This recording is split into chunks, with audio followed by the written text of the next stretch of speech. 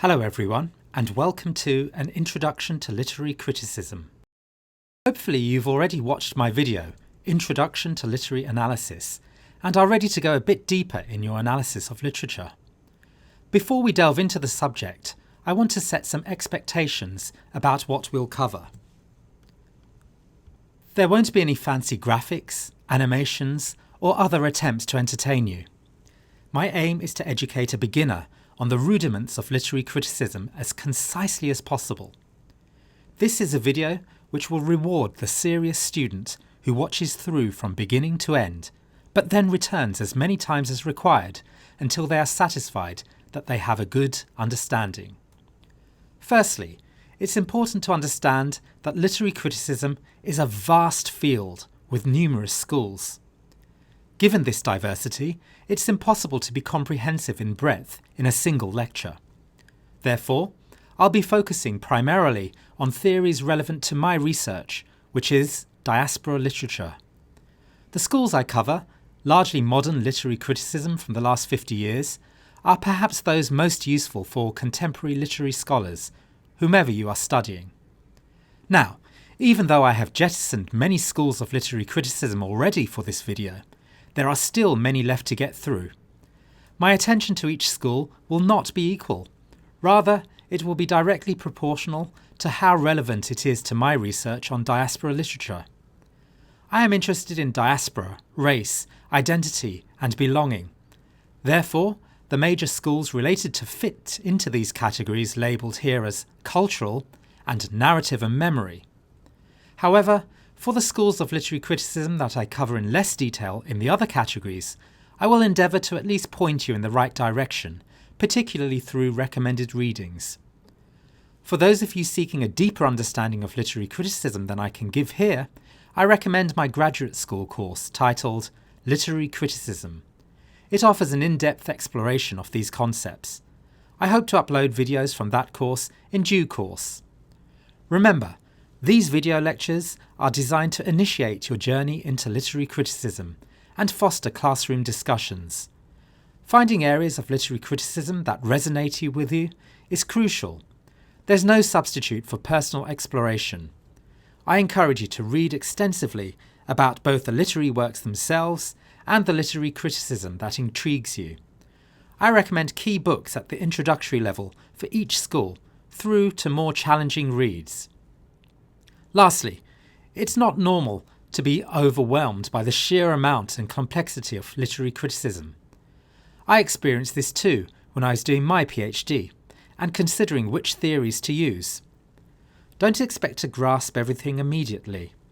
Understanding these schools, particularly their nuances, takes time and is an ongoing process. But you need to get going, and the sooner the better. The best way to navigate this complexity is through continuous reading and engagement with both literature and literary criticism. Once you are happy with your progress in the first lecture and this lecture, you can progress to the final lecture in the series, Applying Literary Criticism, where hopefully everything will come alive and come together for you. So today's guiding question is, what are the major schools of literary criticism? We aim not just to list and name them, but to gain a fundamental understanding of their unique perspectives, key principles, and historical contexts. By exploring these diverse approaches, we will uncover how they interpret texts, the methodologies they employ, and the critical lens through which they view literature.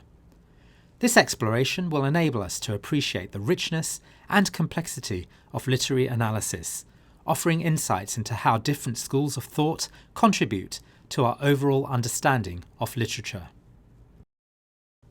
Before we look at the major schools of literary criticism, we need to cover a few things. The first is to ask, what is literary criticism? Literary criticism is like a deep, thoughtful conversation about books and writings. It's when people, especially those who study literature, take a close look at a piece of writing, like a novel, a poem, or a play, and talk about what it means, how it's written, and what impact it has. Imagine you're reading a book. You might think about questions like, what is the author trying to say here? Or why did they choose to write it in this way? Literary criticism is about exploring these questions. It digs into the themes of the story, the style of the writing, the historical context, and the author's background. For example, if you're reading Shakespeare, you might talk about how his plays reflect the society of his time, or how his use of language creates certain effects. It's not just about whether a book is good or bad, it's about understanding it on a deeper level and seeing all the different layers and meanings it might have. So, in a nutshell, literary criticism is about analysing, interpreting, and discussing literature in a detailed and insightful way. It helps us appreciate and understand literature more deeply. Let's go into a bit more depth and break down the various aspects of literary criticism. Literary criticism is an in-depth exploration and analysis of literature. It's a field where scholars and experts in literature, like professors, dive into various aspects of a written work, such as novels, poems, plays, or short stories. The goal is to understand these works beyond just reading them for enjoyment. It involves several key aspects. Analysis. This is the part where critics look closely at the text. They dissect the structure, language, and style. For example, in a poem, they might examine the rhyme scheme, metaphors, and rhythm. In a novel, they might look at character development, plot structure, and narrative techniques. Interpretation. Here, critics try to uncover deeper meanings. They ask questions like, what is the author trying to convey? Or, how does this text reflect the author's views or the time in which it was written? This involves looking at themes and symbols in the work and trying to understand the underlying messages. Contextualization. Literary criticism also involves placing a work within its historical, social, and cultural context. For instance, understanding the Elizabethan era is crucial to fully appreciating Shakespeare's plays. This context helps critics understand why certain themes were important at the time and how they resonate with readers. Theory. Critics often apply different literary theories to analyse texts. These theories can be feminist, Marxist, psychoanalytical, post-colonial, etc. Each theory offers a unique lens through which to view and interpret literature. Evaluation. Critics might assess the literary quality and significance of a work. This isn't just about deciding if a book is good or bad, but about considering its contribution to literature as a whole. This could involve comparing it to other works, examining its innovation in style or theme, and its influence on other writers. Personal response. Sometimes critics also explore their own personal reactions to a work. This subjective perspective can offer unique insights and add depth to the analysis. In summary, literary criticism is a multifaceted discipline where experts deeply engage with literary works.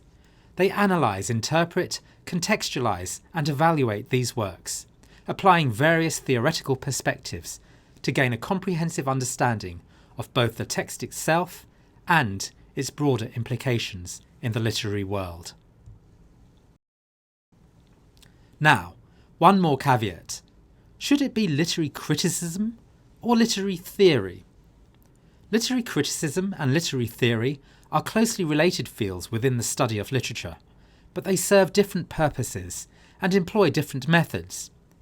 However, it's important to note that some scholars do not strictly distinguish between the two, considering them to be interrelated aspects of the same broader discipline of literary studies. Here's a general breakdown of the differences.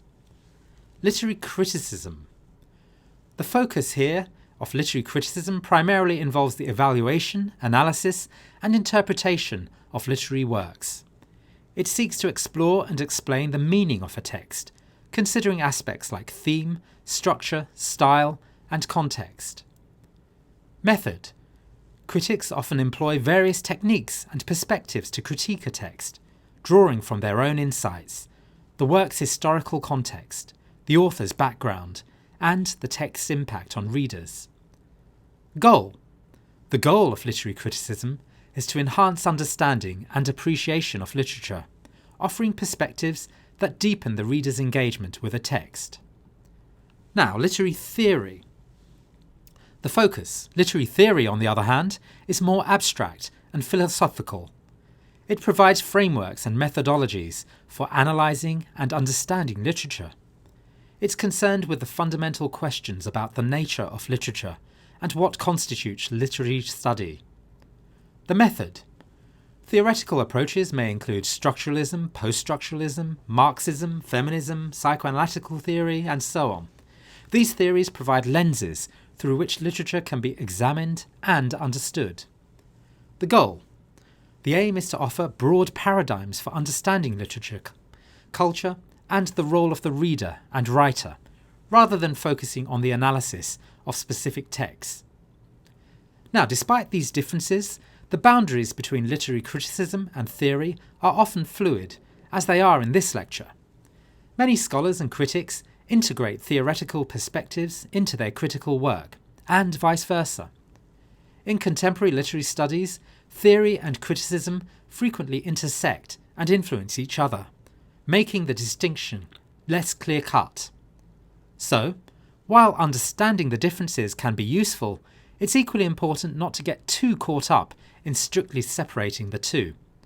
They both contribute to a richer, more nuanced understanding of literature and its role in society. All right, let's break down the history of literary criticism in a way that's easy to understand, focusing on the main stages and key ideas. Classical period. This era marks the inception of formal literary criticism, primarily rooted in ancient Greek and Roman thought. Key figures such as Aristotle and Plato set the foundation.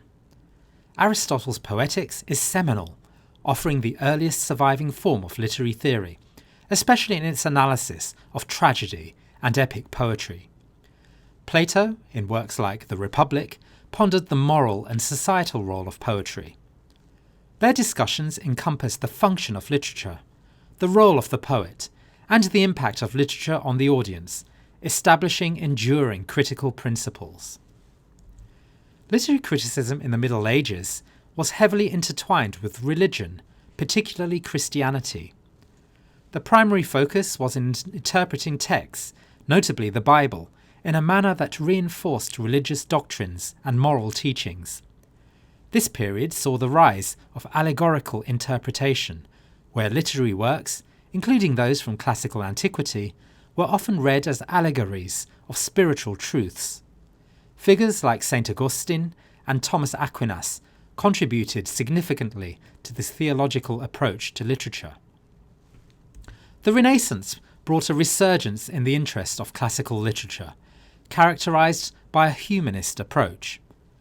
This period saw a shift from the predominantly religious focus of the Middle Ages to an emphasis on human experience and values. Critics and scholars like Petrarch and Erasmus revisited Greek and Roman texts, advocating for a more secular and rational approach to literature. The era was marked by a greater emphasis on the artistic and aesthetic qualities of texts, as well as the exploration of themes such as individualism and the human condition. The 17th and 18th centuries, known as the Enlightenment, emphasized reason and scientific empiricism. Literary criticism during this period began to explore the social and moral function of literature more rigorously. Critics like John Dryden and Alexander Pope contributed to developing a more structured form of criticism, focusing on literary forms, styles, and genres. The period also saw the emergence of the first professional literary critics who analysed literature's role in reflecting and shaping societal values and norms. Romantic period. Reacting against the Enlightenment's emphasis on reason, the Romantic period, spanning the late 18th and early 19th centuries, brought a focus on emotion, individualism, and nature.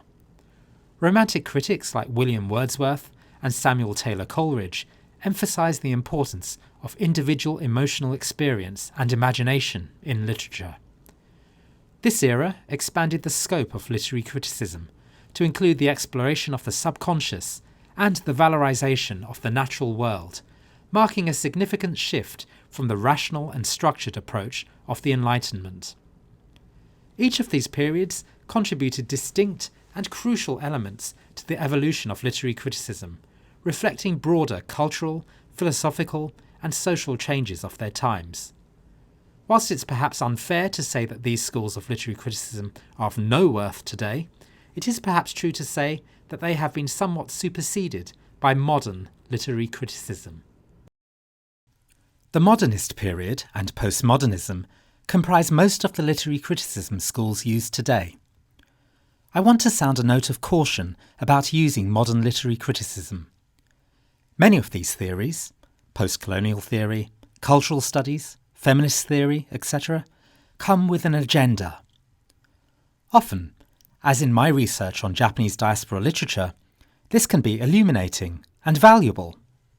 However, we need to be careful in deploying some modern theories on some works of literature, especially from a morally relativistic point of view.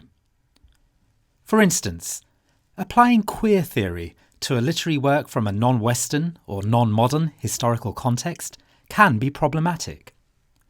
This theory, rooted in contemporary Western understandings of gender and sexuality, might impose anachronistic or culturally incongruent interpretations on such texts, overlooking the unique socio-cultural norms and historical nuances of the work's original context. This misapplication can lead to distorted readings that fail to honour the work's inherent cultural and temporal identity. Let the text speak for itself. Let's talk about the modernist period. The modernist period, spanning the early to mid-20th century, is characterised by a significant shift in literary techniques and narrative styles. This era saw writers breaking away from traditional storytelling methods, experimenting with stream of consciousness, fragmented narratives, and complex symbolism. The idea was to mirror the fragmented and often chaotic experience of modern life. Modernist literature often grapples with themes of disillusionment, the loss of faith in traditional values, and the alienation of the individual in a rapidly changing world. It reflects the impact of world wars, technological advancements, and shifting societal norms. Authors like James Joyce, T.S. Eliot, and Virginia Woolf are key figures who explored these complex themes in their works. Postmodernism and beyond. Postmodernism, emerging in the mid-20th century, takes a more sceptical and critical view of literature. It challenges the notion of objective reality in literature, playing with metafiction and the blurring of fiction and reality. This period questions the authority of the author and the very structure of narrative, leading to works that are often self-referential and ironically detached. In this period, there is a significant emphasis on how literature interacts with cultural identity, race, gender, and class. Critics and writers delve into how power structures within societies affect individual experiences and narratives. This era sees the rise of critical theories like feminism, post-colonialism, and critical race theory, which provide new lenses through which to interpret literature, focusing on marginalised voices and challenging traditional literary canon. In a nutshell, literary criticism has evolved a lot over the centuries.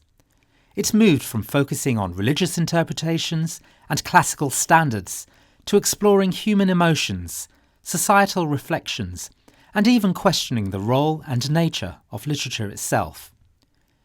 Each period brought new perspectives and methods to understanding literature. One last thing before we get to our discussion of the schools, and this is important. Have you ever been asked to justify why studying literature is important? Perhaps you even had to justify it to yourself when choosing your literature degree. In a world increasingly focused on technology and practical skills, the value of literary criticism and the humanities can be easily overlooked. But is this a fair assessment? I argue that literature remains a crucial component in our world, perhaps even more so now than ever before. The importance of literary criticism, particularly considering concerns about the decline in humanities disciplines, is profoundly underscored by the attempted downsizing and closures of humanities departments around the world. These moves represent a narrow view of education's value, neglecting the profound impact that disciplines like literary criticism have on individual and societal development. First and foremost, literary criticism expands our worldview. It does so by allowing us to engage with literature through various lenses and methodologies. This expansion of understanding is not limited to the texts themselves, but extends to a broader comprehension of the world.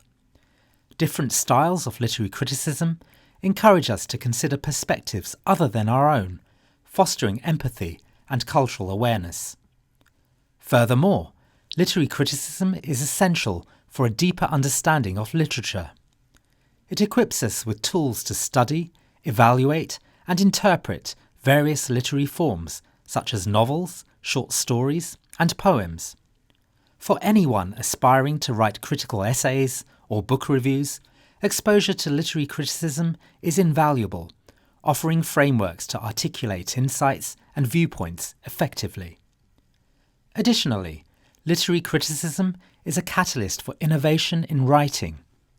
The multitude of approaches within the field provides a fertile ground for authors to experiment and push creative boundaries. This aspect is crucial in an evolving literary landscape where new styles and narratives continually emerge. In addressing, for example, the Japanese government's approach to minimizing humanities in education, it's essential to recognize the short-sightedness of such policies. The humanities, with literary criticism at their core, are not just about academic pursuit, but are foundational for developing critical thinking, empathy, and creative problem-solving skills.